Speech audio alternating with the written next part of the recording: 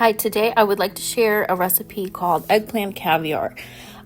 It is an eggplant vegetarian stew, very similar to ratatouille, except in this one we'll be using carrots instead of zucchini. So you will need 1 large eggplant, 2 medium-sized bell peppers, 4 tomatoes. Mine are a medium size. If they're smaller, I use more of them. You just want a sweet tomato. 2 carrots peeled. I'm going to also add some tomato paste. I have 1 puck of frozen garlic. You could also use garlic powder, bay leaves, and 1 whole onion. The tomato paste is great in here. It'll add extra flavor. I like to use it in a tube because it's easier to work with from a tube. And also some parsley. I've got all the vegetables chopped up. I saute them together based on thickness. So bell pepper and eggplant will be sauteed together in a pan, and then onions and carrots will be sauteed together with garlic. The tomatoes I want to add in fresh, and parsley as well. They will go in fresh into the crock pot. For these chopping projects, I like to use this Rachel Ray bench scraper. It saves on time instead of using a knife to scoop your vegetables, and it's also great for baking and cutting large pieces of dough.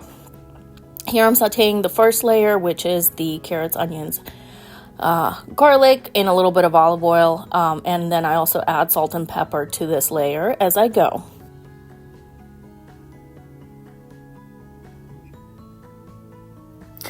This is the sauteed carrots and onions in the crock pot. I did not line the crock pot with anything. I feel like there's enough oil in there to keep it non-stick. Here's the rest of the vegetables, the sauteed eggplant and bell pepper, and also the tomatoes. I give it a light toss. And then some of the final add-ons are the 3 bay leaves. This will give it a nice depth of flavor. I'm adding fresh parsley here. You could also either leave it out or just use it as garnish at the very end.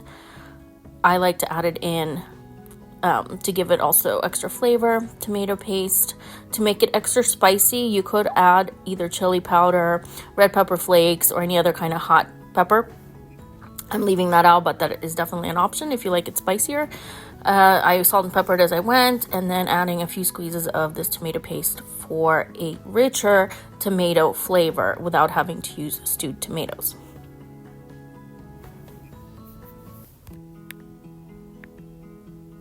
I'm now setting the crock pot to a high for 4 hours. You could also do low for 8 hours. You could also add a little bit of stock, vegetable stock, or any kind of stock to the bottom of the pan, but really the vegetables release enough liquid that you can skip that step. This is everything with the lid on, and it's cooking for 4 hours.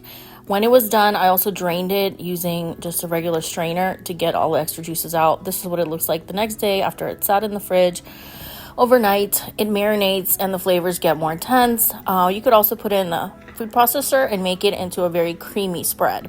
I prefer it chunky, and I like to just eat it simply on bread. This is a great versatile dish. It can be used as a side dish to a meat, or it can be eaten alone as an entree.